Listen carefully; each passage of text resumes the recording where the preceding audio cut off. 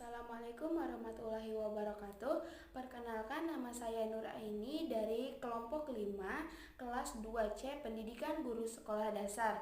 Di sini saya akan menjelaskan tentang pengertian pengelolaan kelas, tujuan pengelolaan kelas, prinsip-prinsip dari pengelolaan kelas, dan klasifikasi administrasi pengelolaan kelas. Pengertian pengelolaan kelas. Pengelolaan kelas adalah keterampilan yang dimiliki oleh seorang guru untuk menciptakan dan memelihara kondisi belajar mengajar yang optimal dan mengembalikannya apabila terdapat gangguan selama proses belajar mengajar. Jadi, guru di sini akan menciptakan kondisi belajar mengajar yang kondusif, dan apabila terdapat seorang murid yang membuat kegaduhan, maka tugas guru di sini mengembalikan fokus pertama si anak itu untuk memperhatikan guru selama proses belajar mengajar. Yang kedua, ada tujuan pengelolaan kelas. Nah, tujuan pengelolaan kelas ini bertujuan agar setiap siswa itu bekerja dengan baik sehingga akan tercapainya tujuan pengajaran yang efektif dan efisien. Nah, apabila di dalam kelas itu setiap siswa tidak belajar dengan baik, dalam artian pembelajaran tidak berjalan dengan kondusif, maka tujuan dari pengajaran yang diberikan oleh seorang guru itu tidak akan berjalan dengan efektif dan efisien. Prinsip-prinsip pengelolaan kelas. Nah, prinsip-prinsip pengelolaan kelas ini terdiri dari 6. Yang pertama, hangat dan antusias. Nah, apabila seorang guru mempunyai sifat yang hangat, maka keantusiasan itu akan muncul pada diri guru itu sendiri maupun anak didiknya. Nah, yang kedua itu tantangan. Nah, penggunaan kata-kata dan tindakan yang diberikan oleh guru itu menantang atau tidak. Nah, apabila menantang, maka hal ini akan meningkatkan semangat belajar anak untuk menyelesaikan tantangan-tantangan yang diberikan oleh guru selama proses pembelajaran. Nah, yang ketiga itu bervariasi. Bervariasi di sini seorang guru harus mampu menggunakan alat ataupun media pembelajaran serta pola interaksi yang bervariasi sehingga pembelajaran di kelas itu tidak monoton dan anak akan terus semangat dalam proses pembelajaran. Nah, yang keempat itu keluasan. Keluasan di sini seorang guru itu harus dapat menciptakan iklim belajar yang kondusif, yang gembira sehingga anak terus semangat dalam proses pembelajaran dan dia tidak akan cepat bosan. Yang kelima itu penekanan pada hal-hal yang positif. Nah, penekanan pada hal-hal yang positif ini, seorang guru harus mampu memberikan penekanan pada hal-hal yang positif dan tidak memberikan penekanan pada hal-hal yang negatif. Karena apa? Karena seorang anak didik memiliki sifat rasa ingin tahu yang tinggi. Nah, apabila kita memberikan penekanan pada hal-hal yang negatif, maka anak didik kita akan lebih ingin tahu pada hal-hal yang negatif dan menjalankan hal-hal yang negatif itu. Karena pada penekanan hal yang positif itu dianggap lebih sering diberikan kepada anak.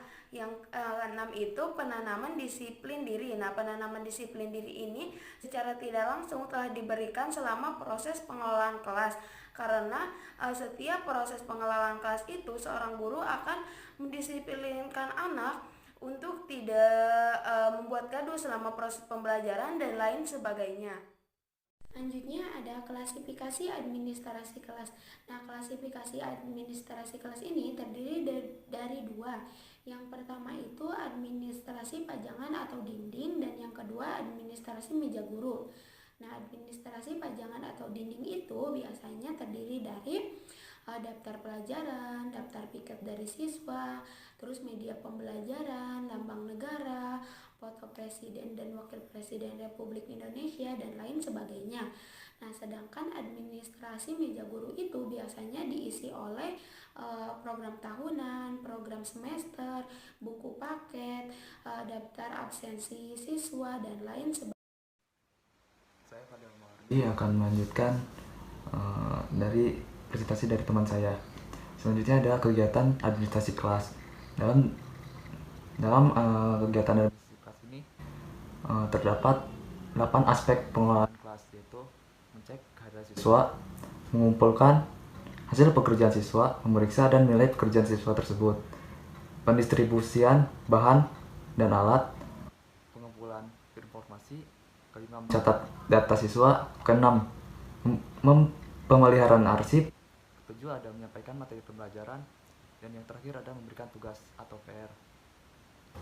Cara menghindari kesulitan pengelolaan kelas, menurut Ari Kunto 1988, sumber musabab keributan di kelas biasanya bersumber pada 6 hal, yaitu yang pertama, siswa sudah mengetahui apa yang harus diperbuat. Jadi para guru harus terlebih dahulu menetapkan siapa-siapa yang harus menjadi pembantu guru, sehingga murid tahu kepada siapa harus bertanya dan menjumpai kesulitan. Dan yang kedua, ada beberapa atau sebagian besar siswa yang sudah melaksanakan tugas sebelum waktunya habis. Apa yang harus dilakukan guru untuk mengatasi hal tersebut? Sekali lagi, guru harus menetapkan dahulu pada awal kegiatan apa yang merupakan tugas berikutnya atau tugas ekstra. Yang ketiga, ada di antara siswa di kelas itu yang merupakan anak malas, tak bergairah atau pengganggu, sehingga walaupun mereka melakukan tugas tapi tidak dengan kesungguhan hati. Kadang-kadang mereka berhenti bekerja lalu bermain atau mengganggu kawan lainnya. Masalah anak malas kurangnya bergairah ini ada di mana-mana. Dan untuk mengatasinya, guru menetapkan target apa yang harus dilakukan, apa yang harus diselesaikan dalam satu jangka waktu tertentu. Target ini merupakan suatu yang dapat dinilai, misalnya hasil pekerjaan tangan, hasil membaca buku dalam bentuk sinopsis, jawaban atas pertanyaan, rangkuman buku, rangkuman, dan sebagainya. Dan yang terakhir, timbulnya kesulitan dalam pengelolaan kelas adalah adanya anak yang tidak tahu bagaimana menghargai waktu. Untuk mengatasi hal ini, maka dapat dilakukan antara lain, pertama, guru menyuruh anak lain mempunyai cara yang lebih baik untuk memberitahukan caranya kepada anak tersebut. Yang kedua, ada guru sendiri memberitahukan cara yang lebih efisien kepada anak itu. Selanjutnya ada pengelolaan laboratorium. Laboratorium ada banyak macamnya, diantaranya laboratorium komputer, laboratorium bahasa, dan LCD laboratorium bahasa yang digunakan untuk menunjang pembelajaran bahasa Indonesia maupun asing agar kualitas pendidik Indonesia meningkat. Selanjutnya ada perencanaan laboratorium. Perencanaan ruang laboratorium yang pertama adalah kebutuhan jenis laboratorium yang diperlukan sesuai dengan tuntutan kurikulum yang berlaku. Perencanaan kebutuhan jenis laboratorium tersebut berguna untuk mengelola dan memanfaatkan kembali laboratorium sebagai sumber belajar. Yang kedua ada laboratorium kebutuhan. Jumlah laboratorium berdasarkan jumlah siswa dan kelompok belajar yang akan memanfaatkan laboratorium tersebut. Jumlah siswa dan kelompok belajar dalam satu sekolah akan mempengaruhi jumlah laboratorium yang diperlukan. Idealnya, sekolah hanya memiliki satu ruang, cukup untuk 10 kelompok belajar. Berarti satu hari hanya dapat digunakan 2 kelompok belajar, sehingga diperlukan 6 hari untuk kebersihan dan perawatan. Yang ketiga ada perencanaan kebutuhan tanah untuk membangun laboratorium sangat diperlukan.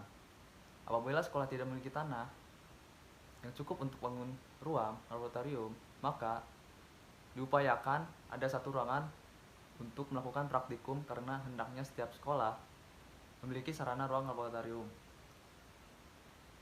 Yang keempat ada perencanaan alat kebutuhan. Ada alat laboratorium sesuai dengan jenis dan jumlah siswa. Peralatan laboratorium dapat dikelompokkan menjadi kelompok umum dan khusus. Kelompok umum ialah perangkat alat yang dikelompokkan berdasarkan pemakainya, sedangkan kelompok khusus ialah perangkat alat yang dikelompokkan berdasarkan keterkaitan antara materi pelajaran dengan perlakuan perawatannya. Selanjutnya akan disampaikan oleh teman saya. Saya Nurul Aini akan melanjutkan materi yang sebelumnya. Nah, setelah melakukan perencanaan ruangan laboratorium, kita juga perlu melakukan pengorganisasian, koordinasi, dan pengawasan ruang laboratorium. Nah, pengorganisasian itu sendiri merupakan suatu langkah untuk menetapkan dan mengatur berbagai kegiatan, sehingga pengorganisasian ruangan laboratorium dilakukan oleh pengelola laboratorium dan penanggung jawab teknis. Contohnya, Jika ada sekolah A yang ingin meminjam laboratorium sekolah B, maka harus ada persyaratan tertulis antara sekolah A dan sekolah B. Sedangkan koordinasi yaitu kegiatan yang dikerjakan oleh banyak pihak dari satu organisasi yang sederajat dan untuk mencapai suatu tujuan bersama sehingga tidak terjadi kesalahpahaman.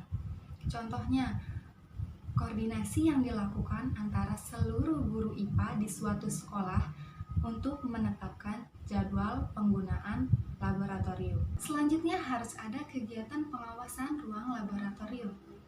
Pengawasan ruang laboratorium harus dilakukan lebih baik dibandingkan ruang kelas biasa. Hal ini menyangkut dengan alat dan bahan yang tersedia di ruang laboratorium tersebut. Jika alat dan bahan yang ada di ruangan tersebut habis atau rusak, maka kegiatan praktik akan terhambat dan mengakibatkan pembelajaran tidak berjalan dengan baik. Ingat, dalam pembuatan ruang laboratorium harus mengikuti syarat-syarat berikut. Pertama, ruang laboratorium tidak boleh dibangun di arah mata angin karena dapat menimbulkan pencemaran udara. Kedua, ruang laboratorium harus dibangun jauh dari sumber mata air agar tidak mencemari sumber mata air yang ada di tempat tersebut. Ketiga, ruang laboratorium harus mempunyai tempat saluran pembuangan sendiri agar limbah yang dihasilkan ruang laboratorium tidak tercampur dengan limbah-limbah lainnya. Dan yang terakhir, letak laboratorium harus diletakkan di tempat yang mudah dikontrol di kompleks sekolah.